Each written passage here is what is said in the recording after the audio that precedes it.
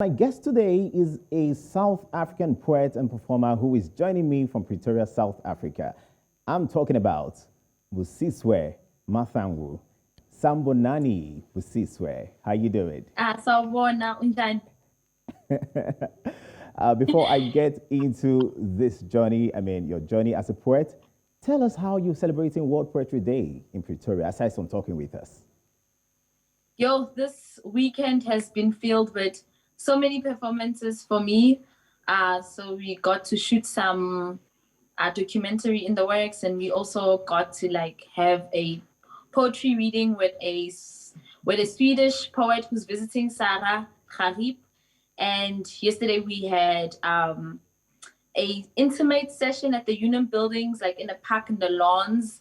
So it's been a very fun weekend. Today, what I've been doing, to be honest, I've just been binge watching Netflix and sleeping the whole day.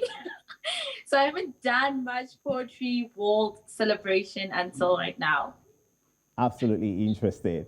And when it comes to, art generally, some say they got into it by accident, while others say they were made for this. What is it for you? Which of it is it for you? How did you get into poetry?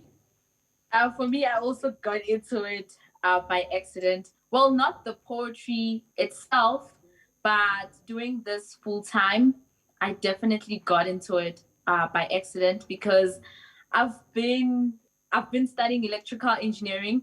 Then I got excluded and kicked out of university, and I found my way back to poetry. I used to write poetry in high school, so I was like, let me do this thing. Let's see how it goes. And I'm here. And trust me, you're not doing any close to being badly. Absolutely, man. I've gone through your profile. I also know that you've got a book, but we're going to talk about that quickly. But Yes. then, poetry as an art form is very expensive or very expressive, I would say. What genre of this art are you most drawn to? I think not a genre itself, but I love to tell stories through my poetry. I use poetry as a vehicle to carry the stories that I want to tell. These are stories of my people. These are my stories, how I see the world and how I observe what's happening around me. So poetry has really been an art form that has opened the world for me. As I've also been in Nigeria in 2019, it's so nice to uh, come back virtually this time to join in on the conversation and the celebrations for poetry that side. And let's talk about ourselves as Africans. Many of our societies have long traditions of oral history. Poets are, in many ways, the modern day griot. Do you think we appreciate poetry enough right here in Africa? We definitely need to do better. In the traditional setting, I think we really do. We still use poetry as a very important element in our traditions and culture. We welcome each other by saying our clan names. We introduce ourselves by saying clan names. It's such a very respected art form. And in the world of art as an industry, I think we really need to do better for poetry. We need to see poetry all over the place. And in what ways do you suggest that we promote poetry here in Africa? I think having as making art, poetry easily accessible, making it easy for a young girl or a young boy who is still in school to decide and say, I want to be a writer, I want to be a poet. Like making it easy for poetry to be part of the career options that young kids have.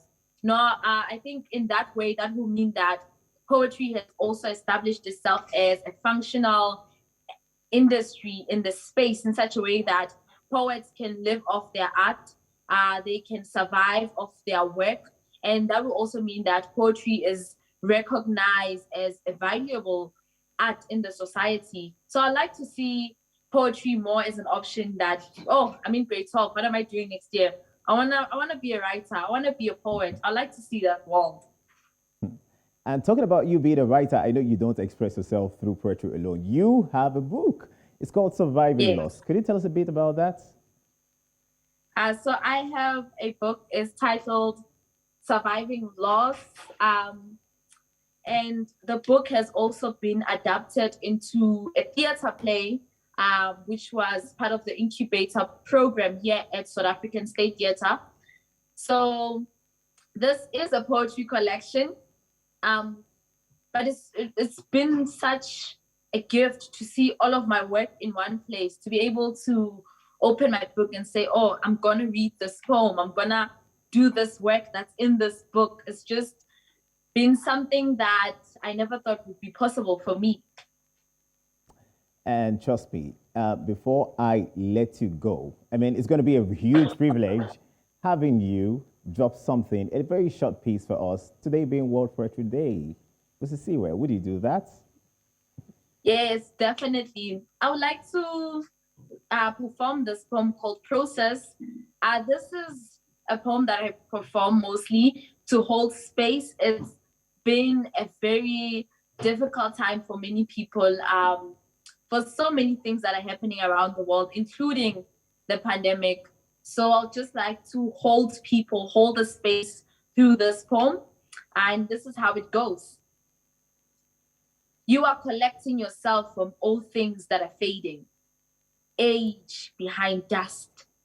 You are looking for yourself in all the roads you built with your feet. Some paths were already there. Some you shaped with your hands, and the thorns remained as a reminder. Some of your footprints are filled with mud. You cannot see them without breaking your back. You are tired. Tired feels like slowly wilting. Tired means rest your bones for now. In your rest, you begin to count all the things you lost to the mud. The spoon you used to eat gravy, the straps of your bra, your ninth finger, someone, everyone, yourself. You can't lose until you are ash. You cry.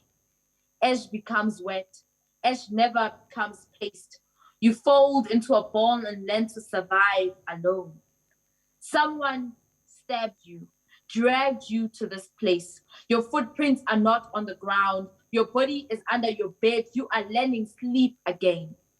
On the 10th day, you're still teaching your eyes how to close. Stay there. Heal.